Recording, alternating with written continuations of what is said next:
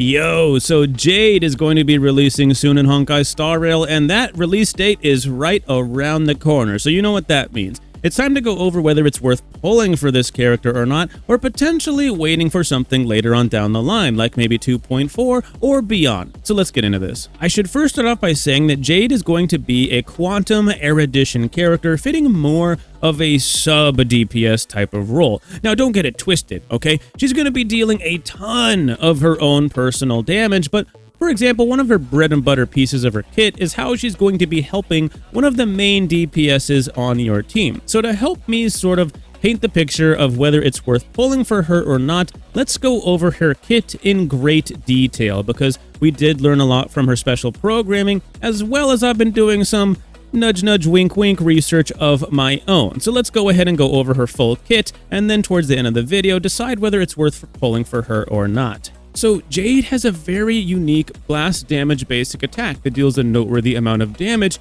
to the main target you select and a lesser amount to the enemies on either side of it. So she has a very cool basic attack. Most characters have a very crude basic attack that most people should avoid unless it's somebody like Dan Heng and Bibitur Lune, and Jade is another one of those type of characters that you're actually going to want to lean into their basic attack. In fact, after using her skill once, you're going to lean into this basic attack over and over and over again. And the reason for that is because her skill doesn't even deal any damage. Jade's skill gives one of your allies the deck collector ability, and she gives them 30 speed unless you put it on her. She doesn't get the speed if she puts it on herself, but you'd more than likely want to put it on another ally anyway. Which is important because from what I understand from her kit, you want the deck collector to be faster than her in most cases, but that's just the start. After the deck collector launches an attack, there will also be a noteworthy 30% of her attack in the form of quantum damage to all enemies that were hit by the initial attack.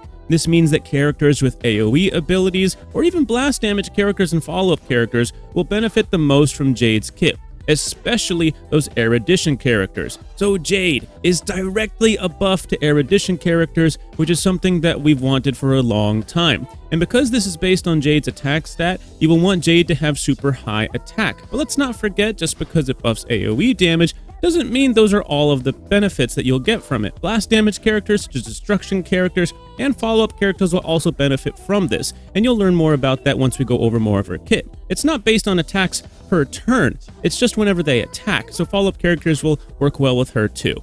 And it doesn't end there. As a side effect to this damage, whenever the deck collector attacks, it will also lose a small amount of HP. But don't worry, this is a very small amount and should not affect battle too much. And just like Jingliu and other characters with the same type of effect, you can only deplete a character's HP down to 1, so it's impossible to down an ally with this effect alone. Now, if you make Jade the deck collector, which is an option, she cannot gain the speed boost, but her attacks also do not cause her to lose HP.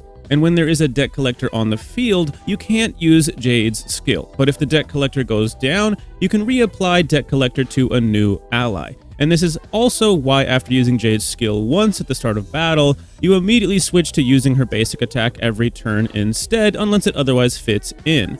Lastly, the deck collector's effect duration goes up by 1 count every time Jade takes a new turn. This should solidify what I was saying about Jade being a sub-DPS character. She has noteworthy damage, but she is mostly designed to help buff another character, while she occasionally builds up a follow-up attack. The follow-up attack is created through her talent, which we haven't gotten to yet, but since her skill was a bit of a nerdy word salad, let's take a breather and go over her ultimate before going over her talent. So this one's pretty simple. Just like any other traditional erudition character, Jade's ultimate deals a massive 300% of her attack to all enemies in the form of a quantum AoE, but she also buffs her talent's follow-up attack damage and increases its multiplier by 100%. And this buffed up version of her follow-up attack can be used twice before it reverts back to its normal form, where it will deal the normal amount of damage. Now let's talk about her talent and her follow-up attack.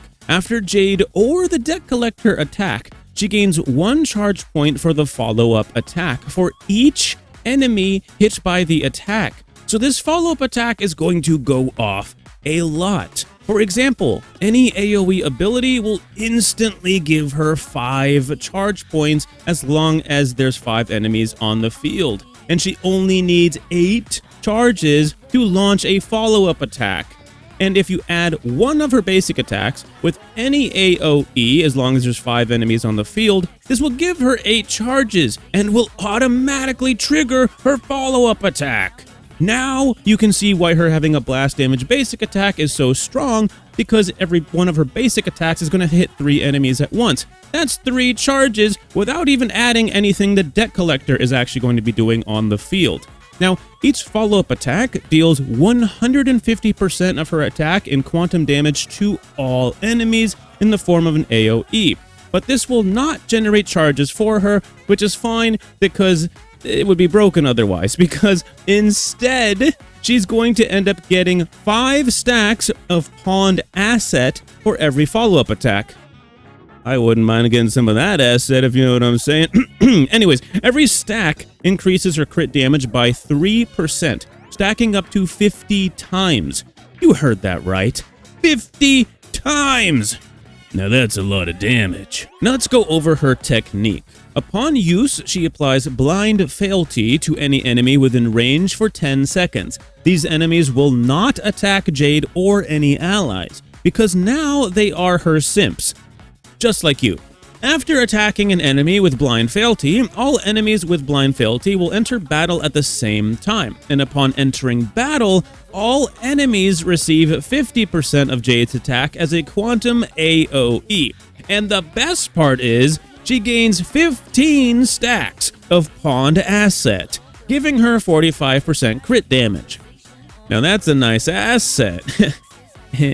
Because of this massive amount of crit damage that she can receive, she's likely going to most likely want to be focused around building crit rate on her rather than crit damage on her, because she's going to end up getting a ton of crit damage from her own kit. So you want to make sure that you're getting those crits off with a high amount of crit rate, because with such a high amount of crit damage that's going to be coming, you want to have a good crit rate ratio as well. But you'll also not want to forget about having a good attack stat as well, since all of her abilities do scale with attack. So, is Jade worth pulling? Bro, were you not fucking listening? Of course she is. She's cute, she's hot at the same time, her outfit looks almost like a witch outfit, she has a snake and a hat. Yeah, a hat. She steps on you with her abilities. Yeah, she steps on you. And she has black lace underwear underneath that skirt. She drinks red wine, which is the best wine. And yeah, I guess her kit is good or like whatever too.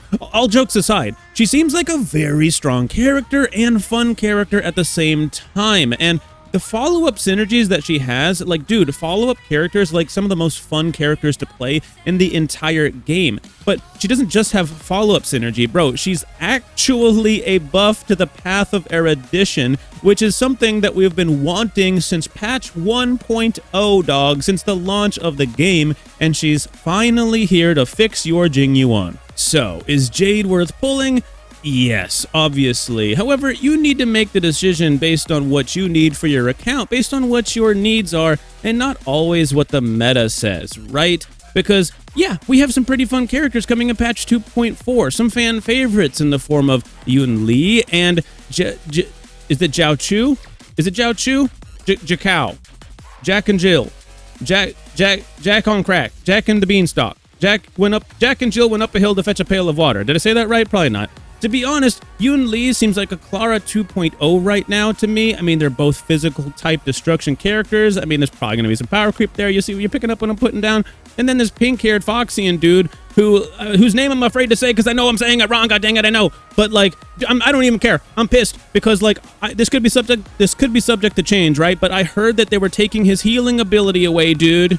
He was advertised as a healer in his character bio. He went to the front lines to heal Fei Xiao. How are you gonna take his healing ability away after like glazing it up so hard, bro? This was supposed to potentially be a sub-DPS character that we could all run zero sustain teams with, and just because he has barely enough healing to potentially get it done, bro, this could have been so sick. What are you doing? How did you fumble the bag this bad? Anyway, my point is, Jade will be a strong, fun character, and if you want to know where my head is at, nah, I'd pull.